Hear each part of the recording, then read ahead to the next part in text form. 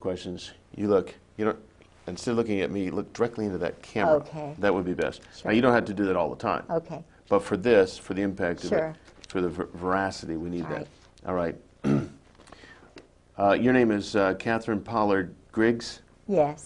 You are the wife of Colonel George Griggs. Yes. 11 years of marriage. Yes. It's true that your husband is and has been the head of special operations under Admiral Kelso, NATO. Yes. And it's true that you were the head of the hospitality committee. Yes. You were the member of the executive board of NATO's Wives Club. Absolutely. And also that your husband's background includes NATO Defense College in Rome. Yes. Princeton class of 1959. Yes. His intelligence career, his spy career began in Vietnam. Yes. And it's also true that it continues unto this day. Absolutely, under General Wilhelm. And that your husband was the liaison between the White House and President Jamal of Beirut, Lebanon, at the time of the bombing of the Marine barracks in Lebanon. Yes. And in fact, your husband was an alcoholic. Absolutely. And probably Incredible. is to this day. Absolutely. And during these drunken stupors, he would, so to speak, blab on and tell you everything he knew about the intelligence community. Everything. Nothing was hid. No. It was like he wanted to relieve himself and unburden his heart. Yes. And so he told you everything that you now know about the Yes. intelligence community. Yes. And that you are talking about. And in fact, he told you that they knew the bombing was coming down in Yes. Beirut before it occurred. Absolutely. And also, by your association with him, you have come to understand and know, as shocking as this may sound to the people who are viewing this, that the United States military is literally run by sexual deviants heavy on the homosexual side. Truly. And that in the United States military, people like Jeffrey Dahmer and Kaczynski and McVeigh and Oswald and a host of other people who have a sexual deviant background, primarily homosexual, these individuals are actually sought out by people within the military, The Army. For advancement into intelligence type Yes, work, yes. because they are so easy to control. Yes. And they actually become mind slaves, and that the U.S. Yes. military, Yes. literally, as outrageous as it sounds, is a mind control operation. Yes. Totally now. Totally now. They've gotten rid of the good folks, like MacArthur. Got rid of them, one by one. Good. Totally take over. All right. Let's talk about the individual who told you that we've never actually been an enemy of the Soviet Union, that somehow that's all just been a scam. Who was that individual? Well, my husband. When the first 3 years we were married, he was drinking 3 or 4 straight gins, vodkas a night, a bottle of wine, and a beer machine beside his desk. I only knew him 2 months before he asked me to marry him. He'd been married before, and his first wife was a total alcoholic. Now, someone would ask, why would you marry a man after knowing him only 2 months? I'm a strong Protestant Christian, and I have a lot of predestination. I'm a Scottish grandmother, and I was working as assistant director of the Chamber of Commerce. I had a brand new, relatively new Saab, my first car. It was an 83 Saab. I bought it secondhand from somebody who's 84. And my husband was driving an 83 Saab. Mine was a turbo, his was not.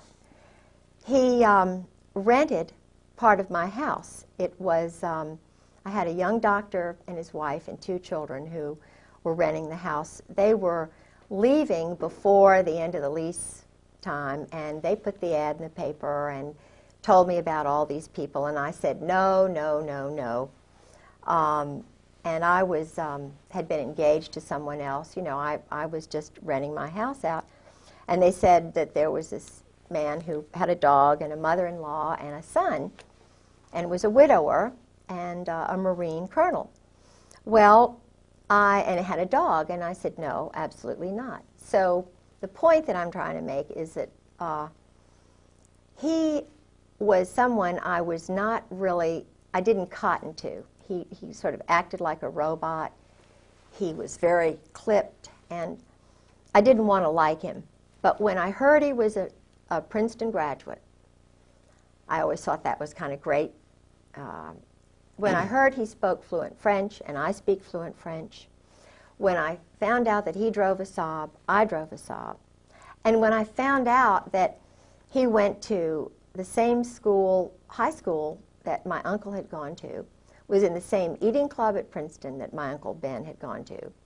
He was on scholarship and went to Princeton. Everything the same as my uncle, who was also in intelligence. But I didn't think about that then. I was just thinking, you know, this is God. This is too much, too many similar things. And so it overwhelmed me. And he's very, very good looking. At that time, he was very good looking. Now he's aged and he really is haggard. Had a rough life. Yeah. Yeah. Yeah.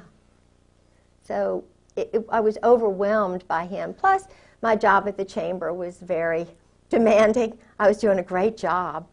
But he said that he wanted me to retire because he wanted to make general. And the man who could make him general was General Louis Buell, because it was just a matter of having somebody who would make you general to be general. It wasn't what you did. Mm-hmm. Louis Buell, You needed somebody above to pull you on up. Yeah, Louis just happened to die, and we went to his funeral, and George didn't make it because Louis died. But his first wife had been, I'm sure, battered to death. I was battered, and, you know, but I thought it was just Vietnam and all this kind of thing. And I was trying to get him to stop drinking because I couldn't imagine how the Marine Corps would allow someone to be a total alcoholic who couldn't even carry on a normal conversation dry. I mean, he can't even carry on a normal conversation with anyone unless he's drinking. He never smiled unless he had a glass in his hand. He drank solidly. I have a letter in his own hand that tells, and this is the truth, he drank solidly this amount that I just said for 30 years. His booze bill, and they never entertained, he and his first wife, was $250 a month. And this is from the Naval Store. Now think about that. Mm-hmm. He was totally snockered, just his whole brain, and yet he's working. He is head of running half the world's Marine Corps under General Al Gray. A man who is mentally incapacitated. Totally. Unless he's inebriated, and then when he's drunk, I mean, he's in a different, altered state of mind. He can't discern anything. He can follow orders. Oh, and that's all he does. And he told me when, I mean, one of our many conversations, he was trying to, he thought I was, you know, because my family were all naval officers and I was out in the world with the chamber, you know, that I just sort of went along with this kind of stuff. And, yeah, I mean, it was just incredible to me that...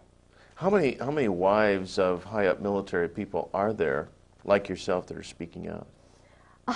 None. I mean, they're all 30-year Marine wives. They're Stepford wives. They are petrified. I have had conversations before I went public, before I went to live with Sarah McClendon, who saved my life. And Sarah McClendon is the senior White House correspondent. Is she that little old lady we see on TV asking Yes. the president those pointed, jabbing questions all the Yes, time? the little red-headed, feisty Texan who broke the Billy Saul Estes thing. She doesn't go along with the clone group of reporters who are all, most of them, intelligence officers. I think she was in intelligence because she was in the Army during World War II. And she's just a remarkable mind, and I lived with her for 5-6 months. And what's interesting is she called my home. After I had called her or seen her on C-SPAN, she couldn't get through to my house. I was living there by myself. Every time she called my home, this is 1996, from March until she finally got hold of me, she had to go to another phone in Maryland to get me on the phone. Every time she called me from her house, she was told, "This is a military base, and the Griggses don't live here anymore." Now, that was my phone number long before I met George Griggs. It's my granddaddy's farm. the house that I Well, so own. your phone was being diverted. Absolutely diverted. It's electronic warfare. It's part of their deception. They have many levels, but it's all under a big operation. They have an operation now to totally ruin me. His first wife was murdered. Now, you know, some of the things you talk about here, this big operation, you've come to understand about the largeness of it, the intricacies of it, through a diary that you have. Is that right? Could you hold that diary up so we can get a look at that? And the thing that I found, this is the actual diary. Just hold it up kind of like chest high. Okay. There you go. And these are the actual handwritten notes of your husband. Absolutely. And they reveal an awful lot. In fact, does the military or those in the intelligence community, do they realize you have a copy of this? They do now. You know, I had a phone conversation with General Jim Joy. how long ago was this? It was in February of '96. I tried to ask the colonels. They knew I was on the move, trying to find information. And my husband had mentioned General Jim Joy. Yeah, it's hitting the microphone right there. Just Oh, go ahead. sorry. That's all right. All right. And I called General. I had to call a General Miller in Jacksonville, who was in my husband's address book, and told him I was looking for Christmas card list, and you know I needed General Joy's telephone number because one of the colonels whom I trusted, Colonel Ken Millis, lied to me. Captain Phil Holwager lied to me. And so I got this General Jim Joy, who was the one who was in the Operation Just Cause. Was it Just Cause, the one in Panama? He was in charge of all the psychological operations, the booming music that they hit Noriega with, the chasing him around, the The stealing same his stuff they did at clothes. Waco, too. Of course. We'll get to that in a minute. Yes. Okay. That's General Jim Joy, who was behind Waco. I see. And General Carl Steiner, the Snake, Okay. who tried to steal Desert Storm away from Schwarzkopf. Okay, so, but you were trying to get some addresses, and they were giving you the complete runaround. Oh, don't even know him. Don't even know it. Don't even know him. And I knew him because my husband told me, you know, that he worked with General Joy and General Steiner. They were the triumvirate. But they had different names. They were, you know, in plain clothes. They had different passports. So I got him on the phone. I was given the number by this General Miller. And I said, So in the movies, when they say they shall disavow any knowledge, that's not just Lie. that's not just a little thing for movies. That's the No. truth. They Yes. disavow knowledge of all these totally people. lie. Yeah. But you nailed him down. Yes, I said, General Joy, I'm Kay Pollard Griggs. My husband, George Griggs, was in the Marine Corps, and he's battered me badly, and we're looking for him because, you know, this has been going on too long, and blah, blah, blah. And I was recording this conversation, you see. I was sitting on my bed with the diary right out in front of me. And he didn't know that I had the diary. He didn't know anything. It was cold call, like they do cold murders after when they graduate from SEAL school. Cold murders. I was doing a cold telephone call. And he said, "No, I don't believe," and these were his exact words, "No, I don't believe I know your husband."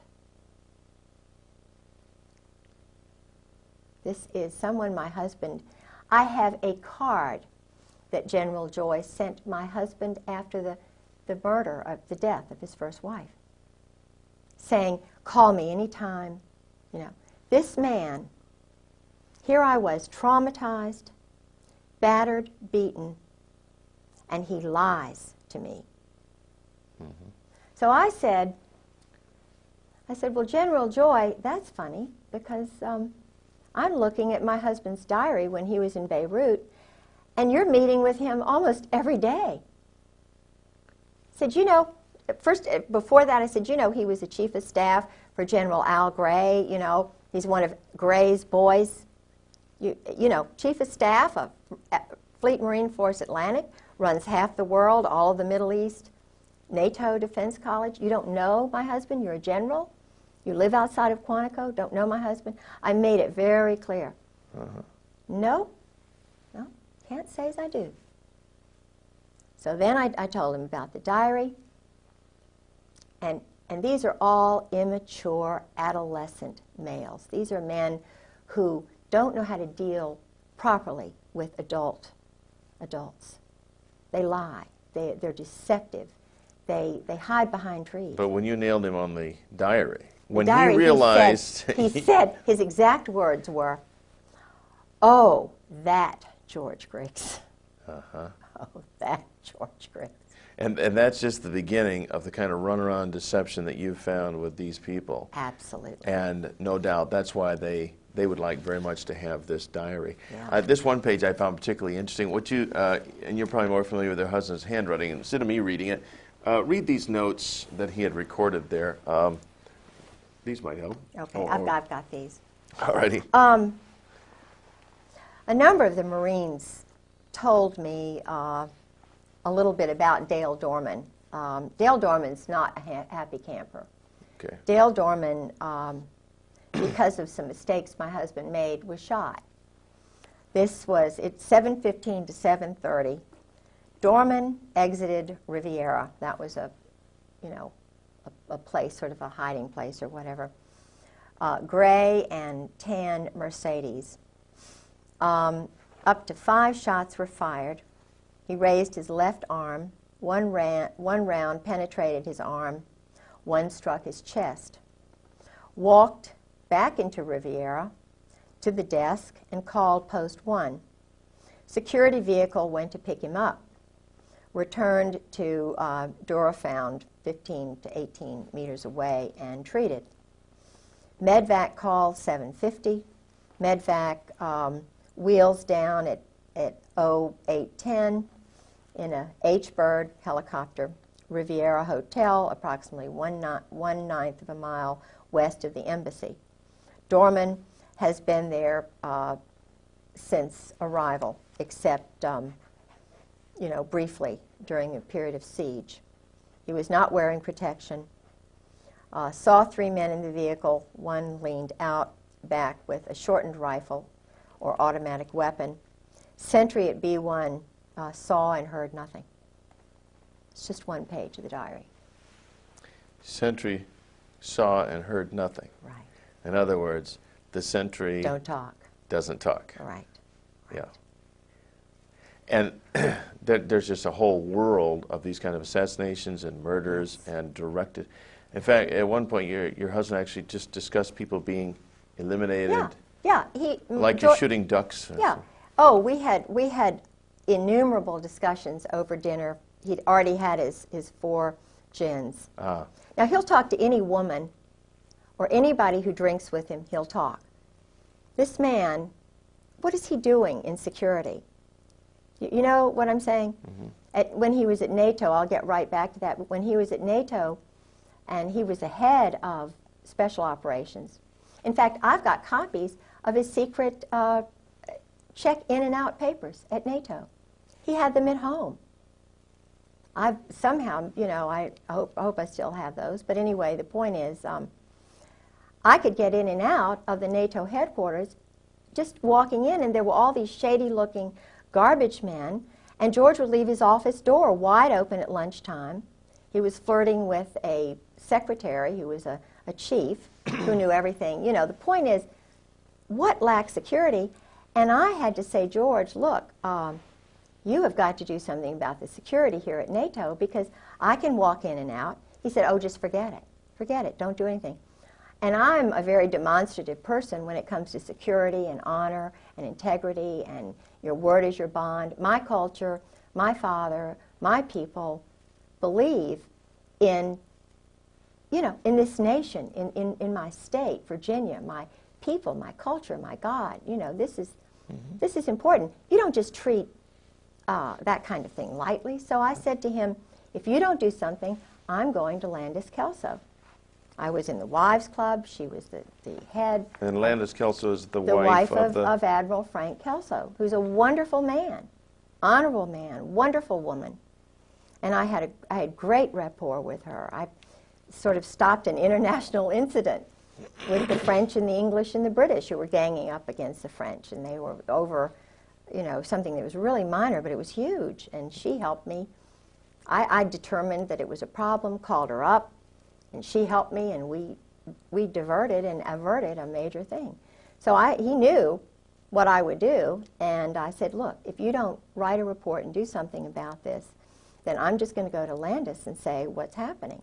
Point is that the man would, when he was in Beirut, he was sleeping with a spy and double agent Mary Clark Yost Talab, whose husband was a double agent, an Arab at the American University of Beirut. He leaves his briefcase wide open. He was with her for 5 weeks in a hotel. This is a married woman with 2 children, and who followed him all around the United States, is still seeing him, met him in London, lived in Virginia Beach, was working in international programs at ODU while he was married. Would you say your husband is fairly typical of these powerful men? Oh, absolutely typical.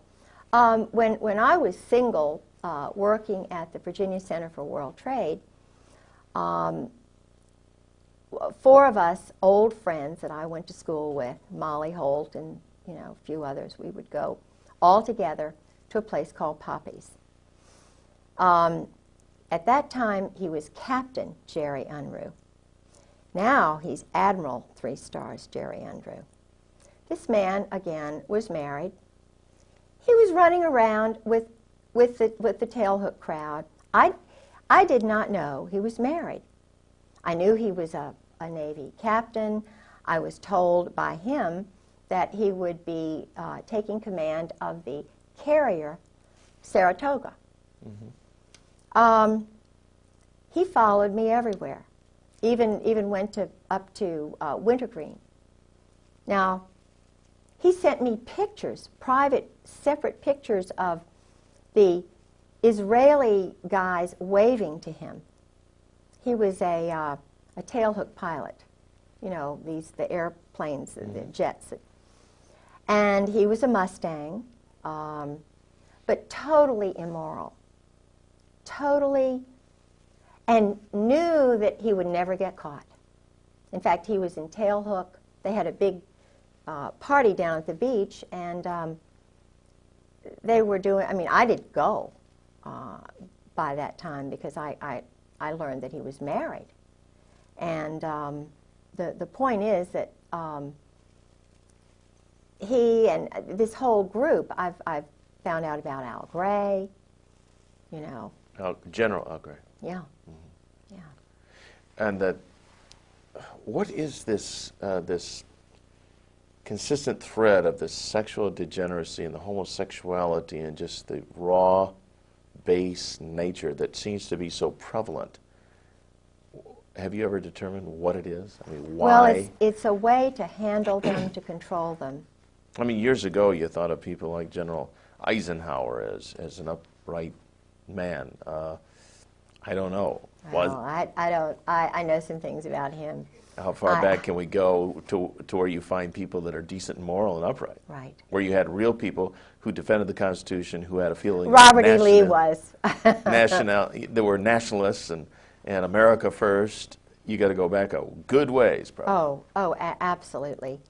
You see, growing up in Norfolk, Virginia, my whole family have been naval officers and also working. In other words, they would enter the service during a time of war, of need, and then they go back to being fathers and being husbands. I had a wonderful father, wonderful grandparents, wonderful family who put their family first. Well, they put their God first, Christ, and then their wives and their sons and their children. This is the way America was built. Now, these generals in the Marine Corps and Army, they don't look at it that way, according to my husband. They are ordered, and my husband, being chief of staff, told his men it was like this.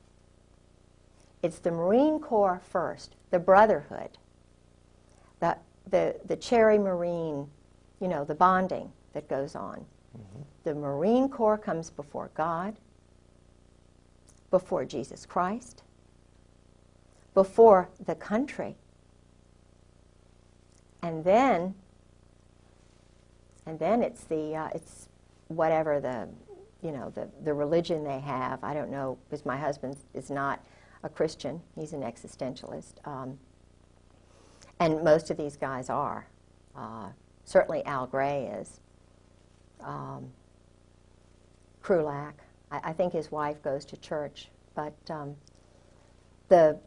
their God is this brotherhood. The brotherhood. And it's very German. It's very... Does it have Masonic leanings? Oh, absolutely Masonic leanings. In fact, the Admiral, who was the last Admiral whose car my husband bought, he was very impressed with this Norwegian Admiral. They're all Masons now. Mm-hmm. Not all Masons, but this brotherhood, Opus Dei, if they're, or the mob. I mean, the one thing I've been able to determine about the current Marine Corps, the Marine Corps that my husband came in with, Gray, Reap, Sheehan, they're all mob. Now, when you say mob, you're talking mafia type mob? New Jersey mafia, right. Mm-hmm. Right. And there's Brooklyn,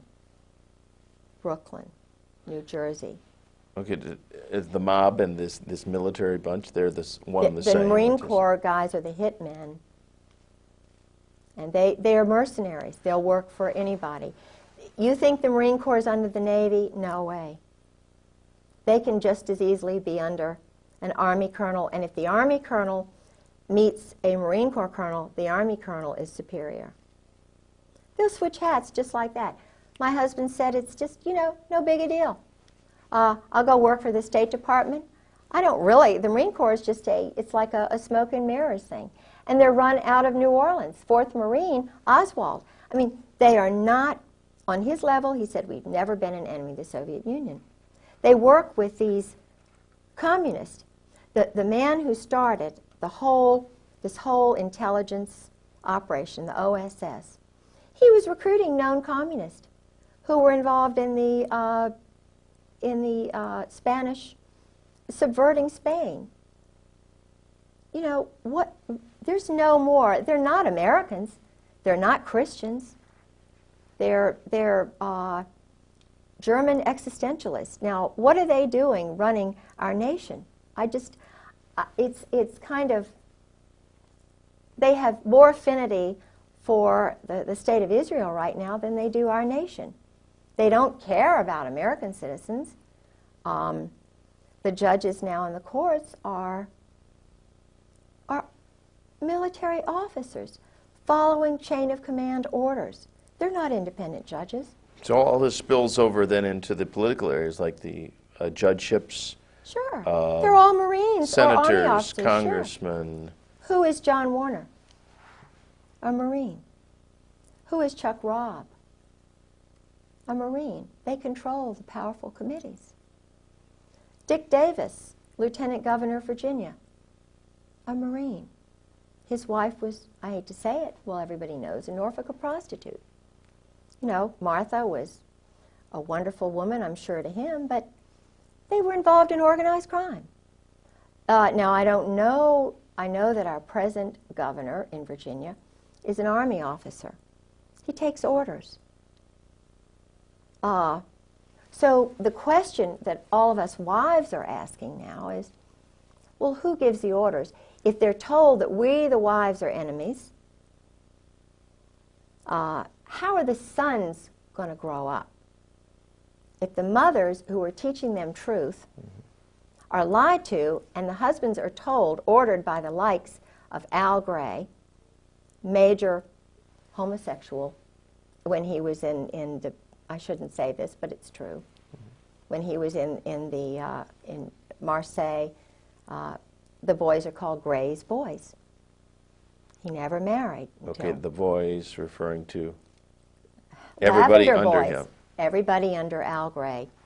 And he had a separate organization while he was commandant that was a contract organization, getting information on people. having them, if they weren't corrupted, corrupting them, farming people, so that he would have something on them, so that they would use that later to control and manipulate them. It's like what happened to Newt Gingrich. All of these guys, like Newt Gingrich, Bill Clinton, who've gone through the sweats, like Cohen, what happens is they get a little tiny thing that, to prove their power, how much power they have. They use guys like Michael Isikoff in Newsweek, or their little clones, you know, like Woodward and Bernstein, who are operatives. Okay, they're former military too. Well, oh my goodness. They were, I believe it was Bob Woodward. It's either Woodward or the other one. Bernstein. See, I knew some British intelligence people. And I was told the whole story about how he was running around with Peter Jay's wife, who was the ambassador to Great Britain. And this man was sleeping with Peter Jay's wife. And there was a movie, I think Jack Nicholson was this guy. And this was her story about what she went through while her husband, the columnist, was sleeping with the ambassador's wife to get information on what was going on in Great Britain. Now this is the team that broke Watergate. So what were the motives? Of course, Watergate was horrible. And Nixon had something like 60 military JAGs alone working for him, doing dirty tricks. One of those JAGs was Ernest Frank Reynolds. Changed his name to Ern Reynolds. He came to me. I was farmed. Tim Hunter, an intelligence army operative, came to me with this story about, oh, you know, hard luck, you know, Saudi Arabia, and I was in the army, and I have this friend who can help you out with your legal case. He's a really good guy, you know, Ern Reynolds. And if you meet him, I know he'll do some free legal work for you. So I was staying with Sarah, and I didn't have any money, and but I took the little, you know, the train into Fairfax. He met me in his Volvo station wagon with his jacket on. I didn't know what the big 4 meant on his leather jacket. And he took me to his... what did it mean? 4th Marine. Oh, okay. Yeah. Operative. Mm-hmm. And he had the most fantastic apartment.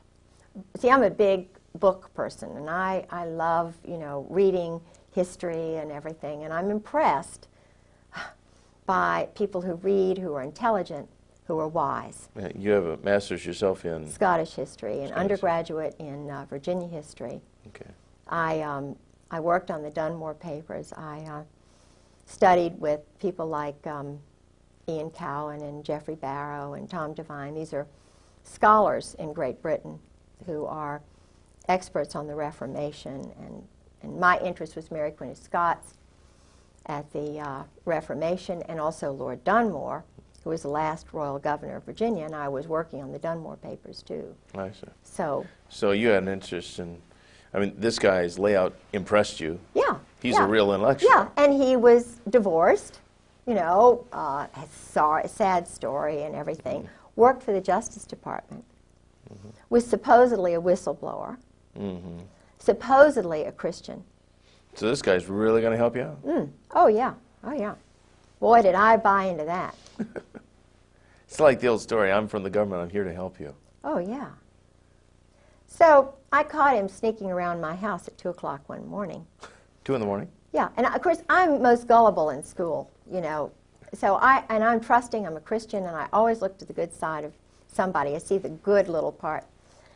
It took me about 3 times. The guy had my original documents that had just been in my briefcase under his car seat.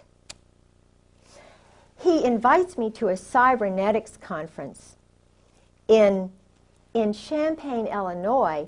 I leave Martha Roundtree's apartment, and it's arranged so that all of my things are in his safe little car, and we're going to his parents' house in Roanoke.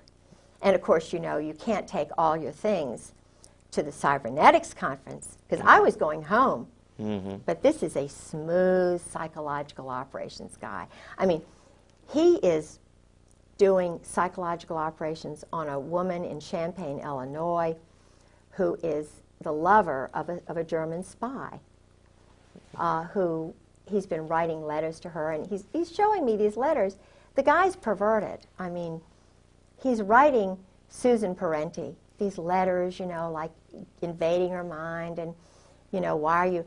And Susan's written him 2 letters or 3 letters. She's very beautiful, and he's got pictures. But he's sharing these letters with a group of men, 7 men, one of whom is head of intelligence, is head of computers and the intelligence for the Army, Ron Jarmuth.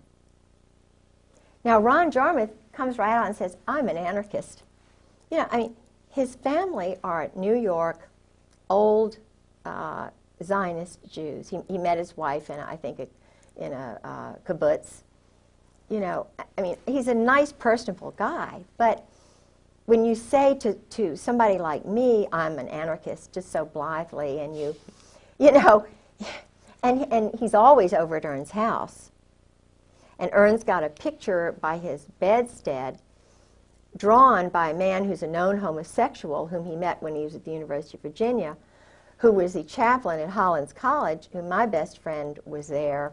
And she said, he's a well-known homosexual. And I'm thinking, what is a picture of Ern Reynolds doing being painted when he's young by this known homosexual? And then I find out that the man who enlisted him in the Republican Party, he was doing dirty tricks for 7 years for the Republican National Committee. I mean, dirty tricks. Underneath this man from West Virginia who was a homosexual, and left all of his money to Ern's son and took his son on a trip. Now, and Ern is a lobbyist for homosexuals. He's just, you know, working in the Episcopal Church. He's got a group of women that he meets with at the seminary. I'm sure that my case, my profile, he's probably got charge of it now. He's the expert on Catherine Pollard Griggs, but he's not. The guy is absolutely not grown up. But he's a thief. And so He your was a your case just got stonewalled, just got sucked into a memory hole by a guy who was acting under orders to Sure. you get Catherine Griggs under your control, and that's that. Sabotage her.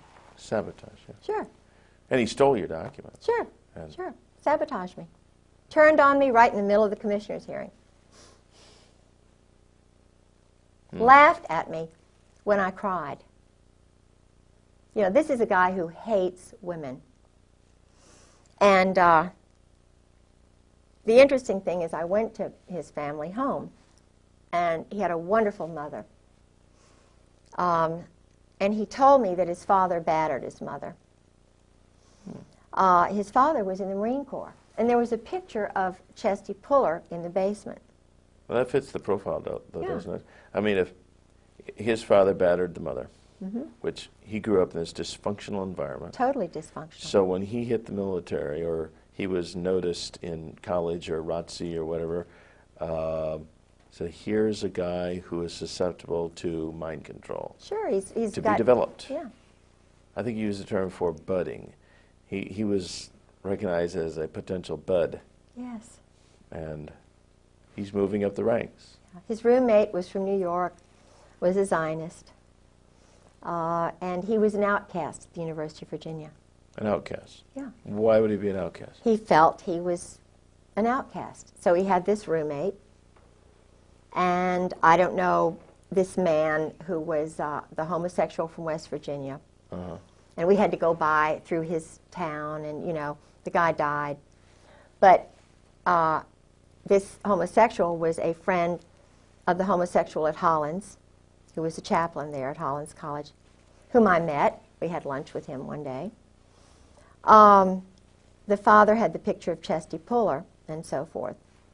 Well, Ern, I knew he was trying to sabotage me, and so forth, because I had already had Alexander Robinson come down from Princeton every other weekend, my husband's teacher, who was also a Marine, whose family brought over the Saudi royals, who was one of my husband's teachers, and I caught him walking around my house at 2 o'clock in the morning. I overheard him talking to my best friend's mother saying, now we just, undercutting me. We just don't know. Kay is just under so much stress, oh. And he's a very handsome, very dignified guy, Went to Columbia University, was in Algeria, that area with the Marine Corps. Then went into the boys' school, the Hun school. He's an intelligence, without a doubt. His brother-in-law was Bill Eddy, Colonel Bill Eddy, who was I believe it's the brother-in-law. I've got to get, his name is Eddy, and it's Bill Eddy, but he was the translator for the Saudi royals during the Roosevelt administration. And the Roosevelt, the New York crowd, was trying to steal all of those countries away from Great Britain. The Balfour Declaration had sort of come in, and there was a guy named Moose, not the present Moose, who has the Africa desk at the State Department, who's an African American, but this was a guy named Moose who helped the State Department steal Saudi Arabia away from Britain, because Britain was allowing the Saudis to be Saudis, to keep their religion, to keep their culture. Right. They were not trying to kill people right off the bat, So George is part of that OSS crowd. And their stock and trade is just murder, assassination, Absolutely. creating conflicts, phony baloney wars, Yes. conflicts, Yes. for the purpose of making Selling weapons. money, Drugs, drugs. controlling the drug flow. Now let's talk about the drug flow in the United States. Yeah. Based on your conversations with your husband. I met drug lords through him. Such as? I met the head guy. See, George was telling me everything. First 3 years of marriage, it was just like, you're with me, gal, because he was so used to talking to Mary Halab and Anne Bouchou, Yeah. The group partnerships with sex and all this stuff. And I'm a pretty loving woman, and I'm fun. I was then. But you're not into swinging. No, I'm not into and swinging. swapping husbands and no, wives. and George was into swinging. He and Sue and Nancy and Jim Earl. This was, and I heard about that from colonels and one Navy captain. But then your husband also would tell you that this is just life the way it is. Oh, yeah. In our crowd. Oh, yeah. This is all it. these generals, admirals, colonels, all these people. Yeah. it's- Men, too. Yeah. Yeah. So, but he was just, I'm trying to remember what we were on, something that was, that I was going to say, and I remember. Anyway, I can't remember. Oh, he's talking about the fact that they're into making money, and Yeah, this is the yeah. drug business. Oh, yeah, So you met all these drug Yes. lords, I met Fahim. as if they were just business partners. Oh, yeah. Well, he told me what they did. He, Fahim was a colonel. He's in the diary, too. But George said what they do is they nurture, they cultivate the sons of prominent families in all, the State Department finds them. They're called rising stars. Yeah. And they turn, that's the word they use, George used, they turn them, they bring them in, they rope them in. If they're alcoholics, give them more booze than anybody. If they want women, they find the women, they turn them, and then let them know if they ever get in any trouble, come on over here, we'll take care of you. Well, Fahim had come on over here. Things were getting hot in Beirut. He was a Catholic. He was very prominent family, And he was going in hiding up in Maine. I remember I had his number, and I talked to his sister. But they just culled a lot of the stuff out of the house the very first time when George kind of disappeared, and you know, and then I found out about what happened with Sue, his first wife, and all of that. Well, now, did they? Did you come to learn how drugs actually come into the country? Yeah. I saw a news piece one time where a pilot who was in prison alleged that they actually landed on military bases with huge planes loaded with dope. This is how they all brought them in, the Norwegians, the Brits. The drugs, you see, they would come down through Burma, Turkey. They'd come through the Bekaa Valley. The banks were in Beirut. They were in Panama, Mexico, in St. Thomas, after, you know, the laundering of cash. You see, cash, that's why some of the banks in New York, you can very easily find out who the drug lords are. Barry McCaffrey, I saw him 2 weeks ago, and he said something he let it slip out. He's an Army general, you know. He said, we haven't done any more or any less in the last 5 years.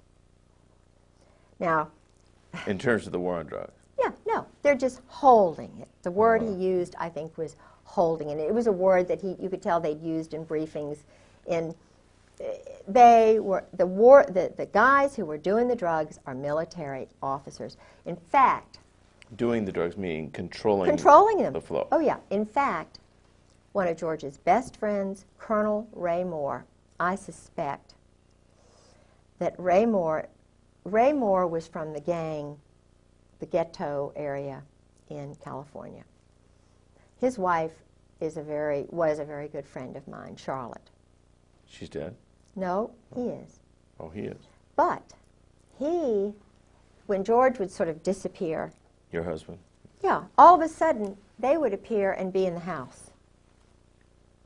You know, calm me down, take me over, exercise, you know, do all this mystical stuff. And it was really funny because they came back from Mexico, and George just happened to disappear, and they were right there, you know. Well, Ray Moore, all this stuff, I knew about his background, and I started thinking, what's going on in Mexico? Why the heck is Ray going down to Lake Chapala? And he would talk about his day. His day would be going out with the men, playing golf, going to this spa with the men, you know. They were doing deals, going to Guadalajara. And there would be Tom Reap, another former chief of staff for Gray, going to Mexico. There would be Ken Millis, another temporary chief of staff when George's wife's funeral took place. There was Ken Millis. Now these are guys who are part of we call the Brotherhood. And they're all going down to Mexico. So what's going on in Mexico? Ray's one of these guys who wants to sit in the sun. He doesn't want to go down there to Mexico and do all that stuff. Mm-hmm. But he did. And he got cancer all of a sudden. And another guy got cancer all of a sudden, right after he got out of the Marine Corps. Now, not to diverge from what we're talking about right now, but did your husband ever tell you anything about any disease warfare, like giving people sicknesses Yeah, that's part of. He called it ABC, NBC. It was something like nuclear, biological, chemical, ABC, atomic, biological, chemical. They call it biologicals. And in fact, I'm not going to mention his name because this is a guy who's really a good guy who's scared. The word they use is shitless. Excuse me. But that's the word. This guy is petrified. Because he's doing that work. The chemical and biological work. The Marine... You mean the laboratory work or the implementation? Dealing. subterfuge, deception in the Middle East. Okay, and they use He's a Marine Corps colonel. disease-causing drugs? Absolutely. And then how do they administrate them? In missiles and in I mean this is an elaborate big business. Like Peter Kawaja, Marine Corps guy, who's working in plain clothes at one of the plants in Florida. This is why George is in Florida. This is why they're all down in Florida, because all of this stuff is being. We manufactured the chemicals and biologicals that were in Iraq. Now, if you don't believe me, you don't believe Peter Kawaja, a Marine Corps colonel, he says they killed his wife, I believe him. He worked in one of these factories. It was supposedly a candy factory where they were manufacturing deadly, deadly killer things. The Marine Corps, Al Gray, Krulak, Carl Mundy, he's in the CFR. He was in Ken Millis's class, who was the chief of staff, the one who controlled me. You know, I went to his mother's house in 7 Mile, Ohio. Flo, his father was a German Nazi. I'm not saying that, you know, being a German Nazi is bad, but he's part of this group. And if you don't believe me, if you don't believe Peter Kawaja about the drugs, you can, I mean, it's just, it's everybody knows. There's a guy named Randy Hebert, Lieutenant Colonel, hero, American patriot. This is a guy who should be the commandant of the Marine Corps, Krulak. I'm talking to you, I'm talking to Al Gray, I'm talking to you, Carl Mundy. You all are adolescent, immature. I call you twerps. You're liars, you cheat, you steal, you kill. You're beneath the contempt of any of your wives. They are scared to death. Why do you do this to your wives, guys? Look at that tape of Randy Hebert. I knew Chesty Puller, and this is a strong, wonderful guy. I knew his wife, Virginia Mack. I knew a real Marine. You can't say that you knew them because you didn't. I did. Randy Hebert sat. He could hardly talk. He was leading a platoon into Iraq. His wife was sitting to his left. His wonderful father was sitting to his right. And he said that his colonel, he's a lieutenant colonel at that time, I believe he was a lieutenant colonel, he said, my colonel ordered me, he said, all of our registers were saying, this is danger. There are chemicals, biologicals everywhere. I was told, and I was, you know, followed orders, and he was having a hard time talking. His wife was, this is a young guy. His wife was having to interpret for him. He was crying. He'd been turned on by you guys. He said, on those canisters, on those boxes were American flags. Those were American biologicals that we were walking into that killed me, that you, Gray, and you, Scrowcroft, and you, McFarlane, and you guys knew. You, Ed Wilson, best friend of my husband. You all sold to Saddam Hussein. And not only that, I talked to the man who trained the woman who was sent over from Iraq to learn how to build the biologicals and chemicals, the plants. She was trained here in the United States, and you all know that. And Randy Hebert's testimony says everything that I could say 1,000,000 times better, because this is a man who's a real man, unlike the generals, unlike the colonels. This is a real hero. Now, is Randy Hebert, is he still alive? I don't know, and I hope and I pray to God that he is. Because this is the man who should take over our Marine Corps, or his wife. That's why they don't have any women in special operations. because that's why they don't have any African Americans. They're too honest. They're too strongly Christian.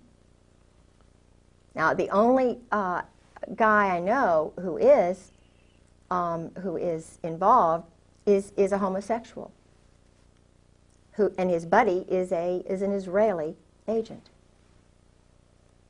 And they are lovers. They're a pair.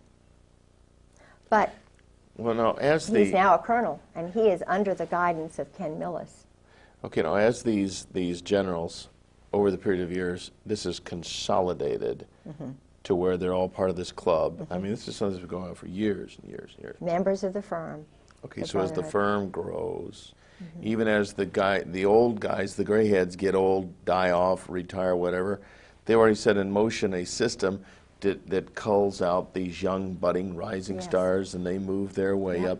Well, then, in time, it consolidates to where no one is in this unless they're in the club. Absolutely. So is your conclusion, based on what you know from your husband's revelations, reading his diaries, this sort of thing, is there anybody in the U.S. military, the Army and Marines, anybody in the level of, you know, your generals and your colonels, is there anybody who would not be in this club?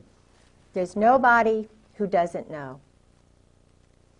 In special operations, I would say, and I would put money in the bank on this, not one of them is not a party to this. Is not a. Once they get that bird, Colonel, that bird, they go through an initiation ceremony. This is not a, and my husband told me about that too. What's the initiation ceremony like? They get them drunk. Dining in, shellback. He told me. Oh, dining in. This is a term that they use. Oh, yeah. A code word. Oh, yeah. Shellback? Shellback. They, what's that mean? Anal sex. But they get them really drunk. The guys who are that way do it. It's a group situation thing. And I was told by two colonels who said, you know, it's normal, Kay. This is just what we do in battle, you know. This is just good old boys? This is just what we do, Kay. They get drunk and they get drunk and they ejaculate. They beat each other off. You know, it's awful.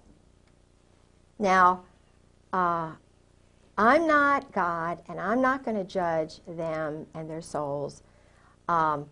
This is a well-oiled system. And when you've got the commandant well-known as a cherry Marine,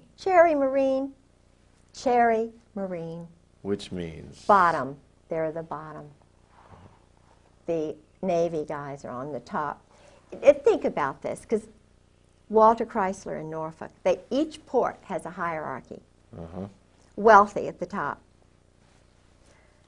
Walter Chrysler and Phil Hornthal. Everybody in Norfolk knows that. Where'd they meet? In the Navy. I was engaged to Jack Mace when I was at the Virginia Center for World Trade. He ran the Maritime Association, the Shipping Association.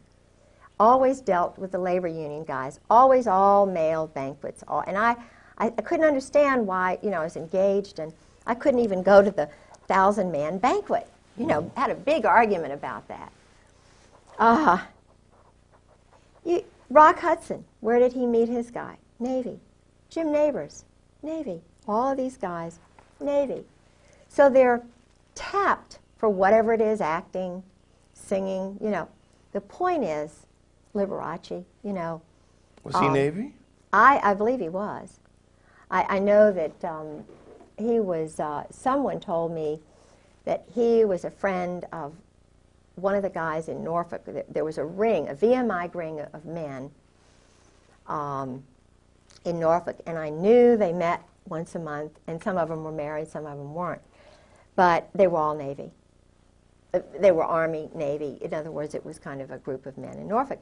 And then I found out that the organizations, like right now, the Al-Anon is run by homosexuals. The Better Business Bureau. The Community Fund, which is the, I forget what it's called now. I'm so old, I'm 55, but it used to be called the Community Fund. That guy. Jack Mace. you know, and I'm wondering which one is it, you know. I mean, they all are, and the guys know it. So what's going on here? You know, they know it. Old Dominion University, the Clyburn, intelligence family. He was well known. 2 reporters on the Virginian Pilot who do the very important columns and so forth. I mean, it's just, so I'm saying, who's making the decisions to do this? They're military. What is the reason behind it? Why do they keep the wives out of the loop? Mm-hmm. So when people suggest that the United States of America is becoming a modern-day Sodom and Gomorrah, absolutely, without it. Really is not just a broad generalization. No. That this club, as it's grown over the years, and then placing and promoting the key people in every strata of life. Right, banking. Mm-hmm. Then the whole thing, not only the military is run by degenerates and top heavyweight degenerates. Yeah. People who are moral can't possibly move their way up because they don't qualify. They kill them, they get rid of them. They can't be controlled. No. One example, I was the executive secretary for the Virginia Center for World Trade had a board of the most important, supposedly the most important leaders who were picked out by Jerry Weiner. Mm-hmm. I was a shill for that. I had, done a lot of great things at Old Dominion. They wondered why I did it because they don't understand Christians. Mm-hmm. And he knew I was a worker, so they hired me to go over to the World Trade Center, the Virginia Port Authority. I had an office in there. And Jerome Weiner, what's interesting is Mary Clark Collab worked for him. Okay. The girl who had my job, who was a normal woman like me, because there were a few who were not so normal, like Bobby Bray. Not the Bobby Bray who ran the Port Authority, but another Bobby Bray. He was very nice, but he was a known homosexual who worked with Weiner. But his secretary was pushed out of a window. Now, it was all hushed up. Of course, she committed suicide. Yeah, this was a young mother who had a baby who knew too much about his money laundering. I reported the money laundering that Book and Weiner. Now, this is a professor, head of international programs at Old Dominion University, Jerry Weiner, whose father was very high up in this Zionist group. Mm-hmm.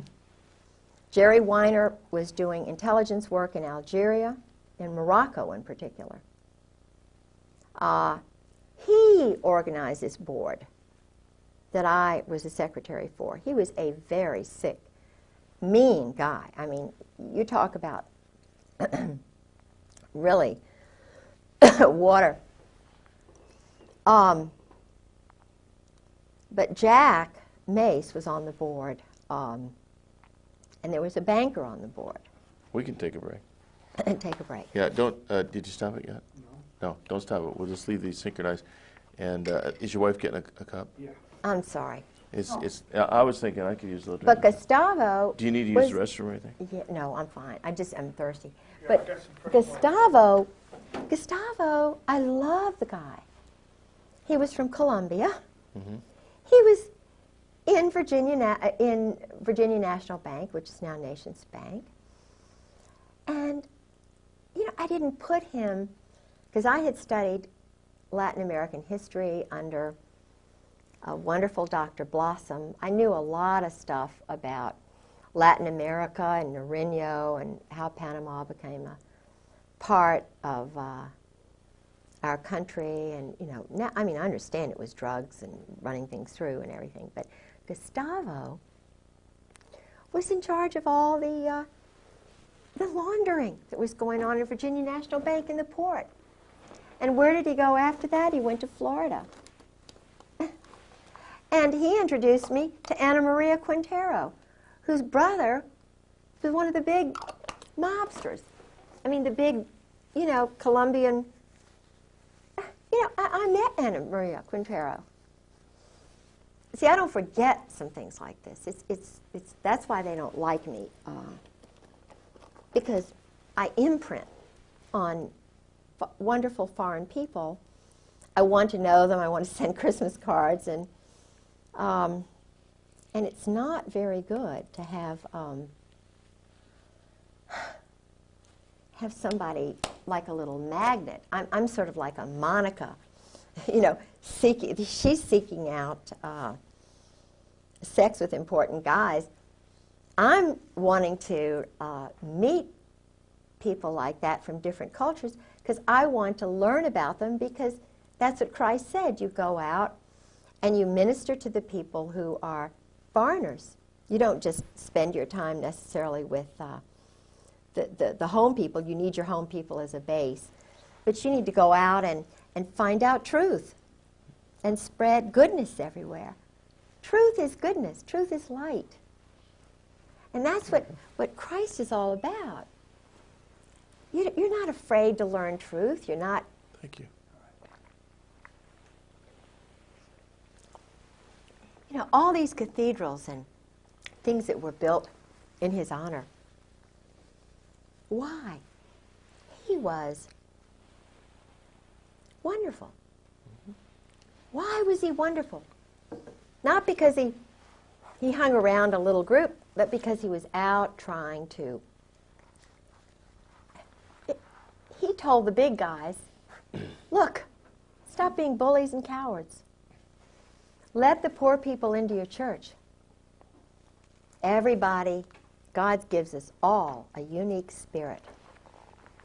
Mm-hmm. Our timing is different. Everybody's fingerprints are different, eyes are.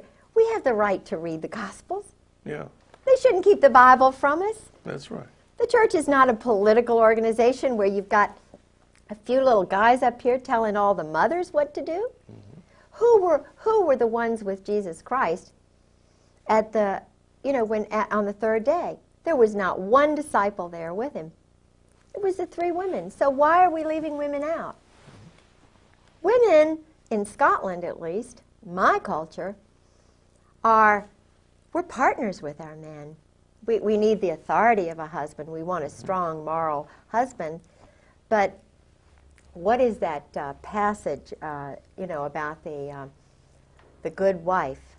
You know, I can't remember. It's in Proverbs. I mean, the virtuous Proverbs. woman. Yes, Yeah. yes. Right. I mean, she's buying, selling property. Yeah, right. She's doing everything. She's certainly not a no-brainer. So why keep her? Why keep her at home, barefoot and pregnant, mm-hmm. and not being able to read and speak 3 languages, and welcome all the foreigners and, you know, to come in? Mm-hmm. Hey, that's what Jesus Christ would be doing if he were right here. He would be here right with me, saying, "Go for it, little woman."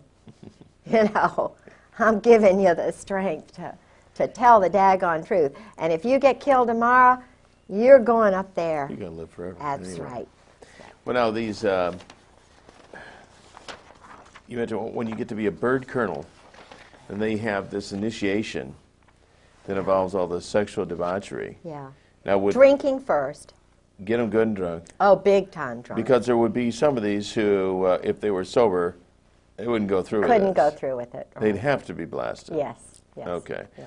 And now, do you suppose, I don't know, your husband maybe told you, when they go through all this stuff that they do, are there people there gathering information? Of course. Intelligence on them?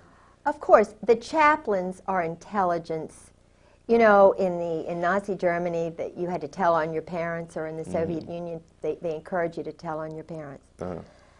Phil Holwager, the guys who go to Yale, who become chaplains, the chaplain corps is tell all the tales on everybody. They have collections agencies.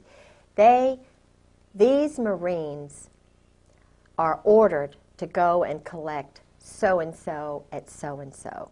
If a Marine tells truth, if he's a whistleblower, if the wife is too much trouble, they collect them, they throw them in, they fill them full of chemicals, they'll implant little things in them. I believe that my husband has an implant. Well, McVeigh said he had a chip implant. I believe George did. Now ask yourself, all right, I know George had a male friend. You know, he has had male friends. Your husband is bisexual. Yes, he's bisexual. And I was told that by colonels and a captain, by a psychiatrist. What percentage do you think of these higher up people are bisexual? Oh, all of them. If they're in special operations, if they're Marines, they're all bisexuals. They've all had to do it in order to get to be a bird colonel. Mm-hmm. The SEALs, it's kind of like the fast road to the top. So a guy could not be a SEAL without having. Oh, gone through this. I don't believe so. Mm. I haven't met one that I don't believe would have done it. And judging from what a couple of colonels told me, it's just, that's the norm. It's just you women, you know, y'all are so sissy, y'all are just, you know, you don't understand how it is. We're under so much pressure. And when Valerie Wilhelm told me that about Charlie, I just could not believe what Charlie she was Wilhelm saying. would be a... He's a general now down in Miami. And she was just saying, oh, well, you know, he's run around.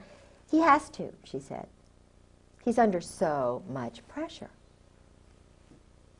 And I just, and she was saying that, of course, I had met Charlie in Norway, and Charlie is sort of someone my husband just idolizes. And and Michael O'Boyle is another one. Michael is my husband's special friend. And when my husband retired, we went to Al Gray's office. This was a traumatic thing for me. It was a really weird day. We drove up with his son Douglas and my son Garland. We went to the commandant's office. They had, you know, something to nibble on and eat, and, you know, just a little something. And his wife Jan came over from 8th and I Street, the commandant's house, with her dogs. She sleeps with stuffed animals and dogs. I don't think there's any love-making that goes on with Al Gray and his wife, quite honestly, and neither do the colonels. She is a wonderful, sweet person, scared to death. She worked for his intelligence organization, and then she supposedly took care of his mother. And then they married, you know, because he would not have made it. Everybody knew he was a homosexual, not a bisexual. This is a homosexual commandant. Uh-huh. I talked to people who actually, one woman who went to one of the parties, she was French, and she married a naval officer. And it was when George and I were first married, and I told George about what she said about General Gray. She said, you cannot believe this man is totally debauched. This man does these group sex orgies outside of Marseille, France. He's just horrible. You know. She said, now I have to admit, I was party girl, you know, went to these parties and so forth. But what would happen is, and I met a guy in the laundromat who was very, very, he was enlisted, and he was involved in Beirut, and he knew my husband. He was going back and forth from Gaeta to the New Jersey, the ship, and then, you know, into Beirut on the beach and everything, and he worked for an admiral. Now this is a big admiral. And the admiral would go to these parties at this big mansion outside of Marseille. What they did was they invited the wild girls, the secretaries, because this went on in Indonesia. My husband had a secretary. Anne Bouchou's husband, Hank, was sleeping with the secretary. My husband was sleeping with the secretary and Anne Bouchou. They were doing, because my husband's wife wasn't there, so they had their ménage à quatre. Mm-hmm. And of course, my husband was sleeping with Anne Bouchou, who's now, he says, a lesbian, you know, but he was sleeping with her, and, you know, called her right after his wife died, the night, you know. And I found the telephone numbers and, you know, her address and her birthday and all these letters he was writing. Isn't there a disease that runs rampant with these people? Yeah, yeah. So, but Al Gray, this guy, would guard the parties. Now, how does that make a young guy feel who's got a child? He's guarding an orgy with Israelis. There were Israelis at these parties. Intelligence people. Intelligence? There's not intelligence there. There's perversion. There's psychological, you know. These guys are abnormal. They're adolescent. They're not full, complete people. They can't have normal. Anyway, so he's guarding the parties, and he says, the secretary, the girls come in, they stay till about 11. They're all nude, all nudists. The Earls, Jim and Nancy Earl, my husband, Ty Kroll, most of the chiefs, nudists. Makes it easier, you know, to see the little, you know, it's terrible. They're nudists in the sense that... Yeah, they're nudist. Okay, so they have whatever. Freedom. Mm-hmm. Oh, I see. Freedom. It's really kind of religious, isn't it? Yeah. With them. Yeah. But the girls, the women leave at about 11 o'clock. This is what he said. I mean, I knew the girls were there because I'd already talked to the French girl. And he said, well, you know, what they do is the women leave at about 11 o'clock, maybe 1 o'clock, and the guys all stay around there. And it's just the ritual. This is what they do. So, and then I found out. And these are the guys that send their boys to war. Yeah, these are the big guys.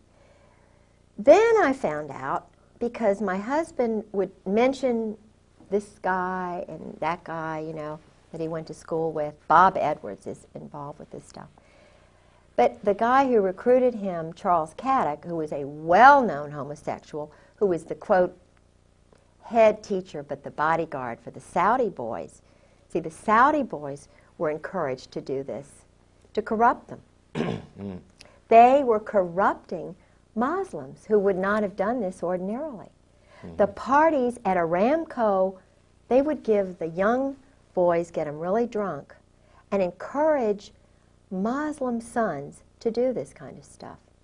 Muslim sons who would have a strong tendency toward morality. Yes. And to abhor this kind of conduct. That's right. But if they could get them drunk and loaded enough that they would do this one time, then they would gain a controlling edge on these guys. And who do you think did it?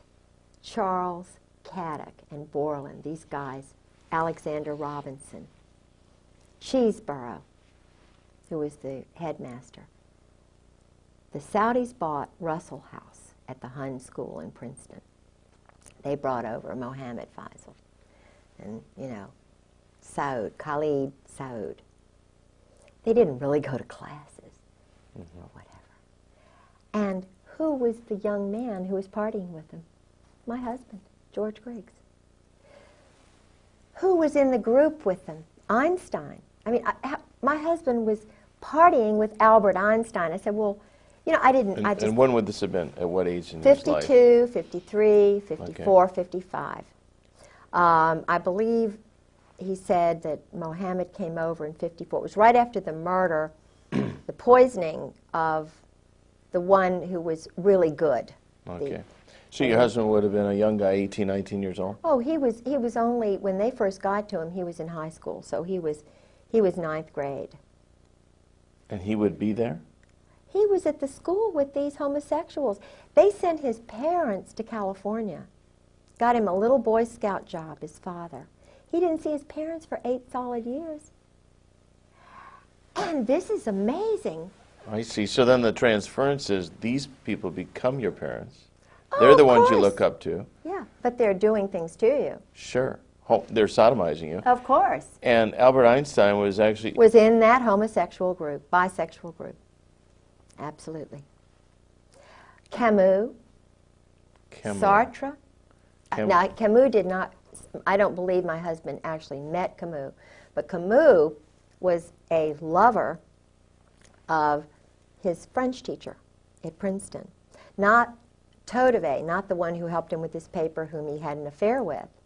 And I was told that by normal roommates, whom he had later on, and by another roommate. They knew George was doing this stuff. George was, he was a cheerleader. He was a French major. Were there any other young teenagers from that particular setting Yes. that were also being cultivated? Bob Edwards, who's a Marine Corps colonel, was part of that group. And my husband met with Bob Edwards in high school. Bob Edwards went on to Fort Benning. He was in psychological warfare. In fact, he was involved with the subterfuge in after I was injured and my husband socked me in the breast, and I had to have surgery because he'd already broken a leg, and I was starting to document the violence. But I'm such an upfront person, and all I wanted him to say was, "I'm sorry, Kay, I did this." But I was trying to do like they said Rosie Greer did. You put a mirror, if you're battering your wife, you put a mirror up in front of yourself or a photograph, and you try to imprint the lower brain, because I wanted to save his soul. I mean, this guy had murdered his first wife, battered her to death. I mean, he dragged her body back. I mean, it was just, Sue had a cerebral hemorrhage. That's too much for me to get into. But he was doing that to me, and I stopped him from drinking, thinking this would stop the battering. But I started taking notes, taping things, while he'd go in these rages, because I wanted somebody to know. I wanted somebody to help me so I wouldn't die. And I'd had surgery, I'd had broken bones, and I was trying to reach out for some help. And so I was trying to get him to realize what he was doing to me. And I told him, I said, "George, I know you did this to Sue. Do you really want me dead? This is..." So, but he started getting scared, and he was cool. Did he ever admit to you that he was responsible for his first wife's death? He came, he said, he admitted that they didn't get along. He admitted that he didn't love her. That he battered her. He admitted that he'd hurt her. He admitted that he dragged her body back after she supposedly collapsed at dinner. Now, this is a 200-pound woman. She's huge, because she's not happy. She's sleeping with her dog. She doesn't sleep with her husband because he's too busy sleeping with other people. He doesn't find her attractive. He's sleeping with Nancy Earl, and I mean, it's just the most crazy. And she loves him because he's handsome. And what is she going to do? She's never worked a day in her life. Her mother loves him. It's like me. No, who would believe you that a handsome, wonderful guy, oh, but George is so nice. So, and this is what the wives go through. They know that it'll be hard. So, the guys just, what George did was, he had clout in the State Department, and they knew that I just loved showing people around. So he would plan something that I just had to do. I would be hooked, like a hook and a fish. And he had some dignitaries who came over from, where did they come from? They were parliamentarians from, I think these were from one of the Latin American countries, Panama. And of course we had to go to Richmond. So I had to stay overnight with them, and George didn't want to go with me. And it just so happened that Bob Edwards, his Army colonel friend, invited him to come up and meet with some of the guys, at New Hope, Pennsylvania, or Bucks County, or wherever it was. Well, he had already been talking to Phil Holwager about the abuse, because I had gone in for surgery, and I thought it was very unusual that Phil Holwager was there during the surgery, kind of holding George's hand. It wasn't for me. It was to make sure George didn't fall apart, to make sure that the doctor, I didn't say anything when I was under sodium pentothal, covering George's ass, excuse my French. But he was the chaplain at Fleet Marine Force Atlantic and was the chaplain for Sue's funeral. He knew what George had done. And he runs around on his wife, he's playing golf all the time. He and George were playing golf with this single woman, and I found out, and I said, what do you all, you know, he's the so-called chaplain, and he went to school with Gary Hart. He was a classmate of Gary Hart's at Yale, and, you know, a colleague of Pat Robertson's. That's why he, you know, not that saying that Pat Robertson does that kind of thing. I don't think he does. I'm sure he doesn't, but they went to Yale and so forth. But so George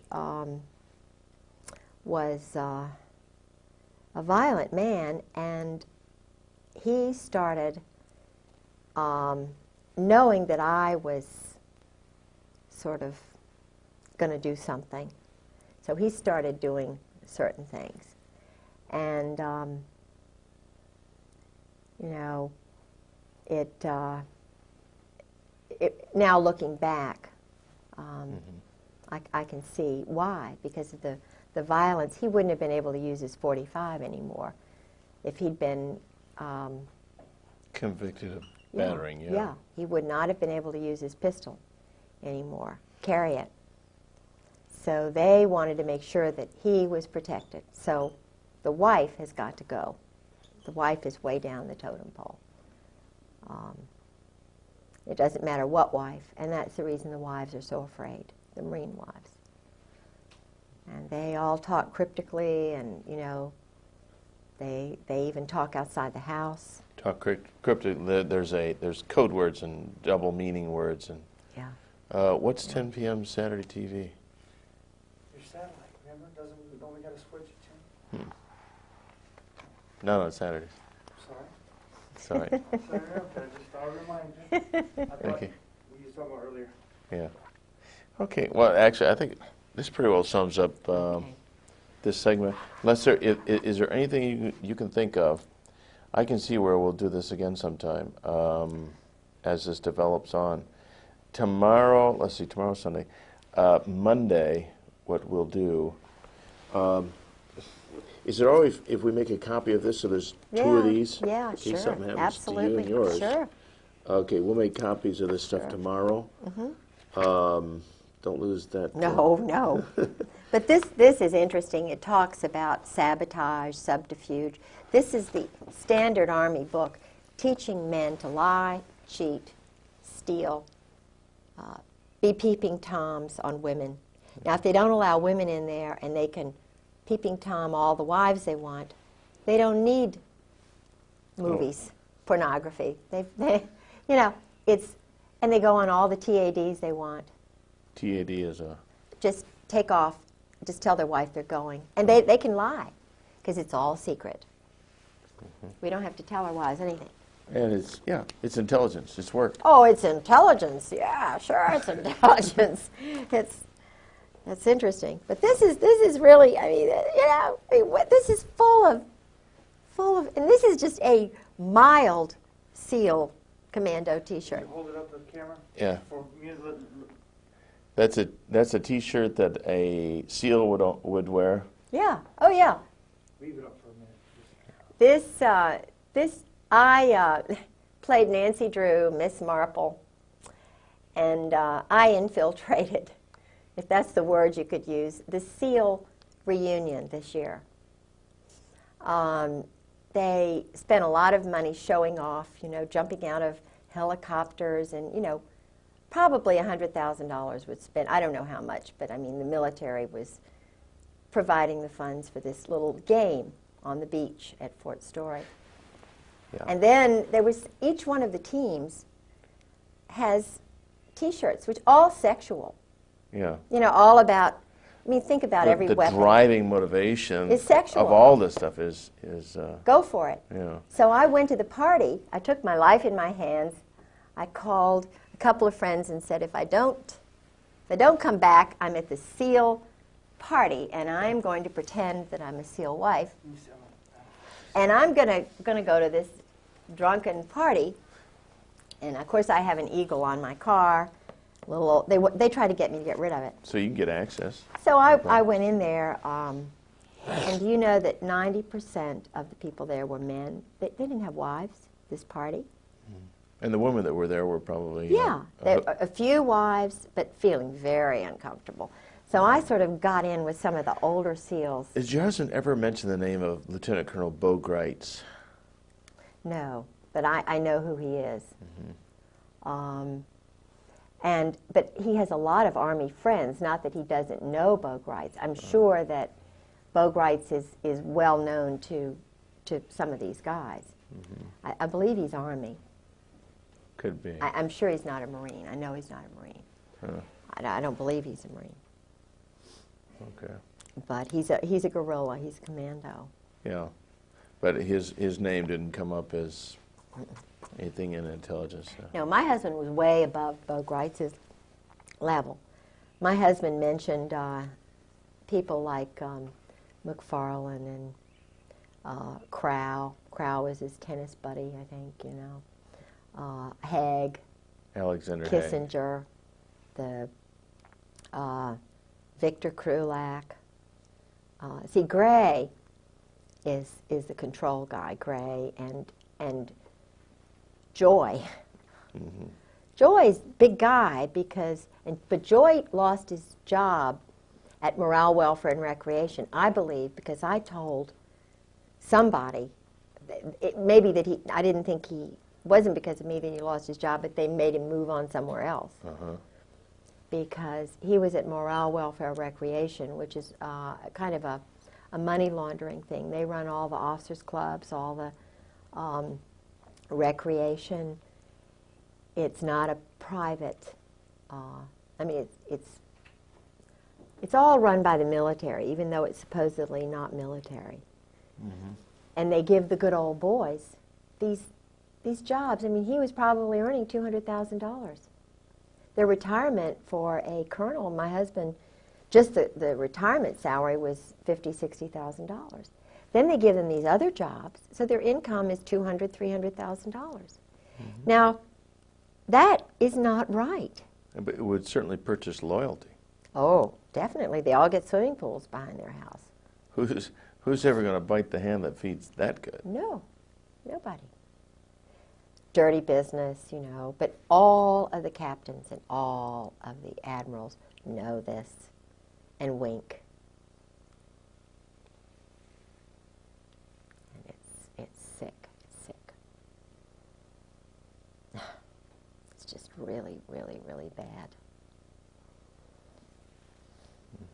And this is taxpayer money. Hard working people who are just wondering where the money is going to come from to pay their taxes. Mothers of children who are having to work 2 jobs to feed their 3 children. And they're spending $10 million on phallic-shaped weapons. I went to the Army show just last week. I was up there. They had a hearing on Okinawan rapes a day. You know, they call it a murder rape a day or whatever, you know.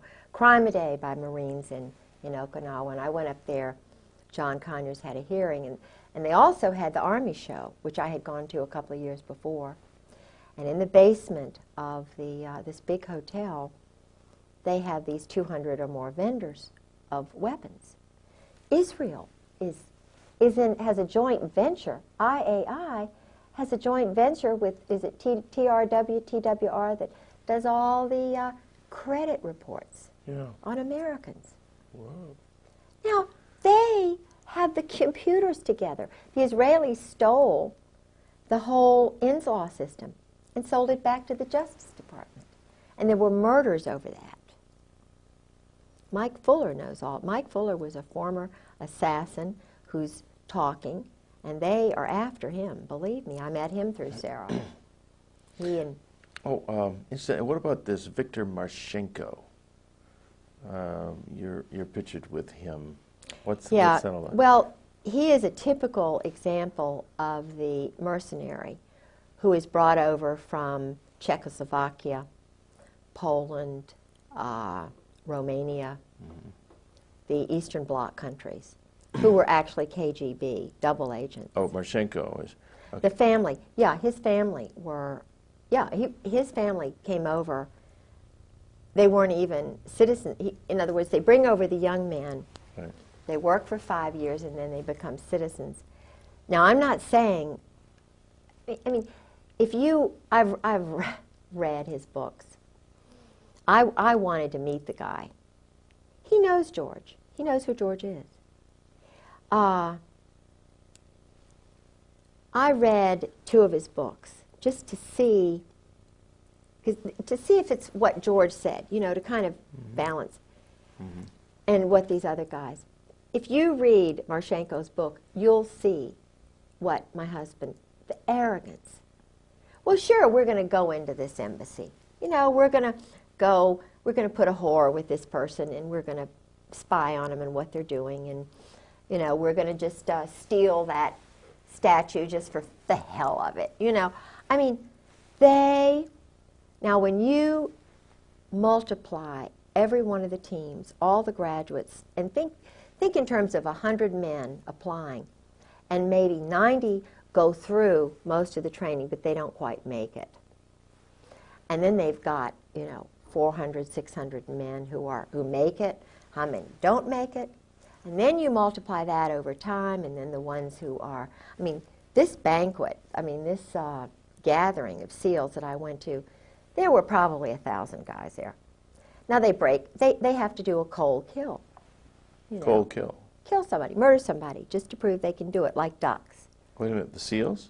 Yeah, SEALs. So like all 1,000 of these guys have killed They've somebody. done a cold kill, yeah. Now a cold kill would be a killing under orders?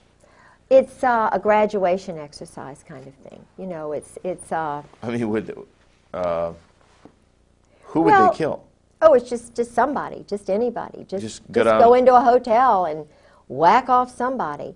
You know, I was told that for graduation exercises, the greatest thing they could do was to break into a general or an admiral's wife's house and steal some things, you know, personal items. And To prove that you were good enough to get in oh and yeah, out. oh yeah. And all of my underwear disappeared, my lingerie, my teddies. And the funny thing is that I don't know whether it was Michael O'Boyle doing it because he was, from 1991 to 1993, Michael O'Boyle was 3 miles away from my husband. He was at his graduation exercise. He was very close to my husband. And yet he was just down the road, and I started questioning my husband about, you know, what is this about you and Michael? You know, what's going on? Well, Michael was there, and my husband never told me he was there, and he saw him all the time. And I'm looking back at when my teddies disappeared, but all this time, now Michael he and his first wife had divorced, that's okay, but he had an affair with a woman and a child, a secretary. So he was having an affair with a woman. I mean, Michael is both ways, you know what I mean? But in order to get into the system, he sort of did it with my husband.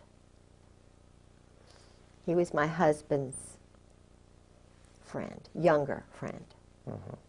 And that started when he was in the 7th Fleet under Krulak and Buell in intelligence on the ship. So, but Michael, there he was at Little Creek, my husband's best friend. He never invited him over, but he saw him. So I don't know if you can guess what that means. But the teams, the biological electronic warfare school that, after my husband left FMF Lant, he went to the school, you know, the Special Operations School, which ran the teams, foreigners, and everywhere. Okay, now the term MAC-SOG, what does that mean? What is that? It was a kind of a code word for going out and sending platoons to kill people in Vietnam. SOG is Special Operations Group. Special Operations, SO, SS, OSS, Secret Service, SS, Nazi Spetsnaz, the German stormtroopers. They all, if you know anything about the German High Command, it's the Brotherhood. It's called, they are connected with the Opus Dei, which is an Italian kind of a business group that works within the Vatican. And I'm told that, and I like the Pope, I think he's a wonderful guy, but I'm told that he was involved with that during World War II. I've heard that too. And that the guy who was the Pope before was murdered so that he could get in. Now, I'm still curious about the SEALs in this murder thing. Are we still on? Yeah. Okay. Now, a SEAL, in order to complete his indoctrination, becoming a, quote, full-fledged SEAL, part of that includes the fact he has to have killed somebody. Yeah. All right, and it could SEAL be Team 6, right, the red team. Red team. The Ghetto was the captain of that team, and his wife and I had wonderful conversation. And would she confirm this as well? I mean, did she confirm this with you? I guess she would. She's scared. She's frightened. Most of these women are scared to death because they're warned. They know what happened to Sue Griggs. Okay, so They but they know. support you, I mean, Yeah. philosophically, in their hearts at least, Oh, if not yeah. with their lips. Oh, yeah. Oh, they yeah. s- We talk about it.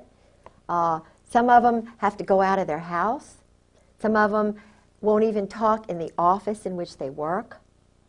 They've had men come by their houses. They've had their papers stolen. I mean, association with They're- you could be the kiss of death.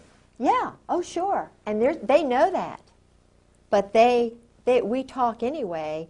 And you're talking about some really brave women here. And when I talked to, there are a couple of colonels' wives, and before I went public, you know, they were talking to me, except for Carolyn Millis she turned just like that. She was the one whose house I was in when I told about the go-go dancers in the officers club and me taking the picture and thinking about writing the letter to the wives. And she said, "Oh, you can't do that. You'll ruin George's career." In other words, Carolyn has really bought into the system, and she's very pretty and she's very influential with the wives group, but she'll turn on you in a second. And it really hurt me because I was, you know, I kind of depended on her and Charlotte Moore. But when I went public, when I started telling people what I knew little bit by little bit just to get my courage, and then when I finally went to visit Sarah McClendon, it was like, you see, I told you.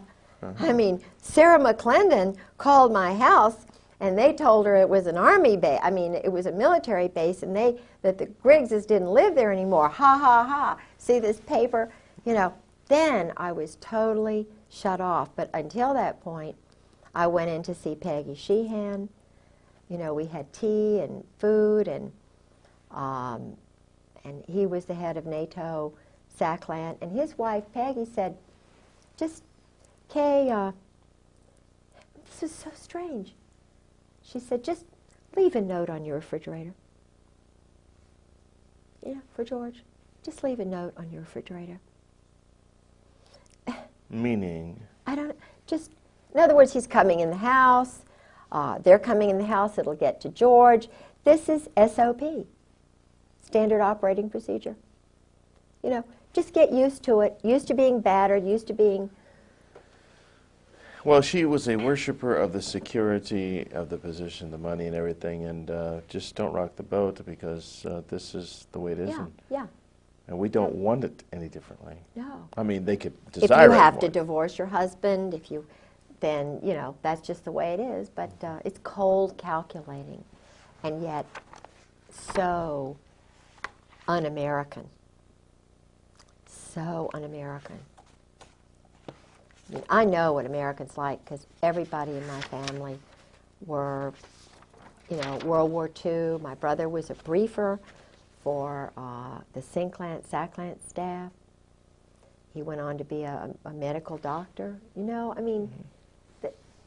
This is not, of course he got out as soon as he could. Well, people who love this country and love its history, are just completely confused. Yeah. From cab drivers to Yeah. bartenders. Nobody can figure out what's going on.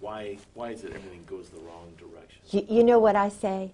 When I started this, it was like maybe a 2,000-piece puzzle.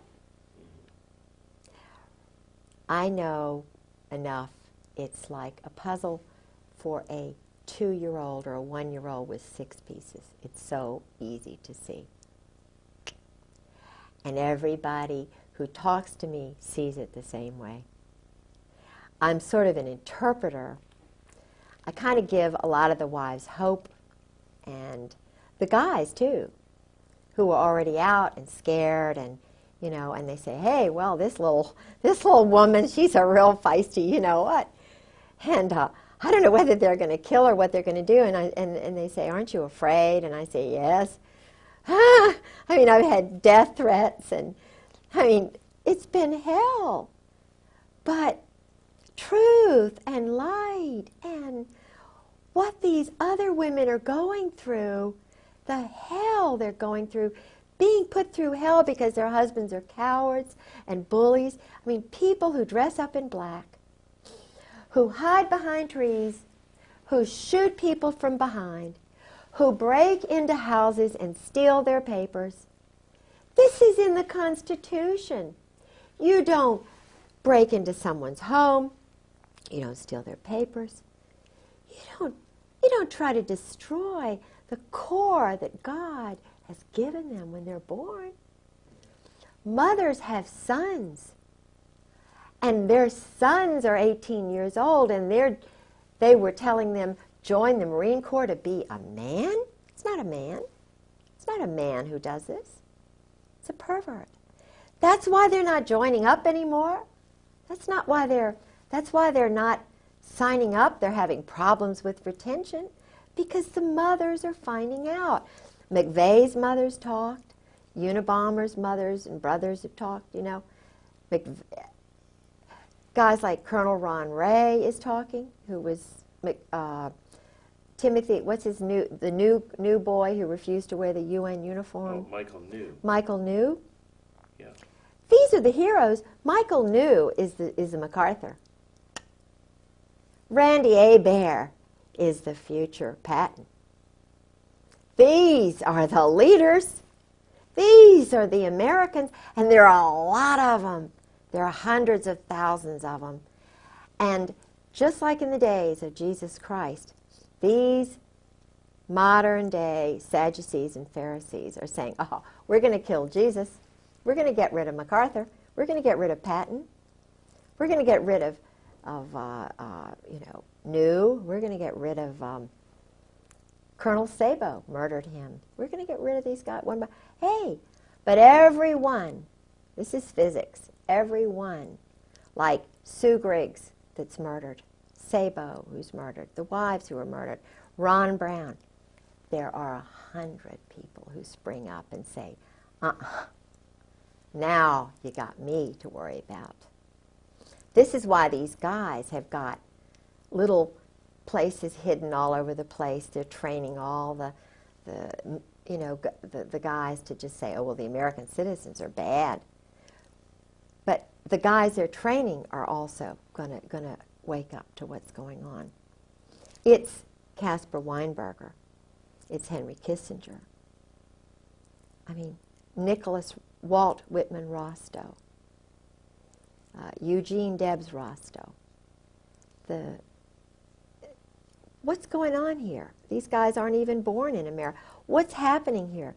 They're training mercenaries now to run, flip around. We'll kill on an order. Not killing because people are breaking into our homes.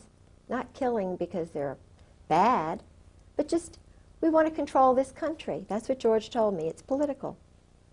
The military, the Marine Corps is a political arm of a group that wants to run everything, control the drugs, sell the weapons, keep the weapons flow going, and this isn't what guys are going to sign up to do. Their heart's not in it. They're not going to even do it for the money. They'd rather die than have hit squads come after them, collection groups from Great Lakes. They have a group of Marines who goes out and collects guys who have gone to their psychiatrist and they're a little bit talking too much. They get rid of them. But they're not told why. They're just told they're enemies or they've done bad things. So they don't, it's kind of like they don't, so they won't have any guilt and culpability. They make it cold. Just get rid of this guy, okay? Okay, get a promotion, get a new car, get some stock. After my husband did what he did in Beirut, I found these stubs. He got all this stock. You know, AT&T, major stock, just thousands of dollars worth of stock.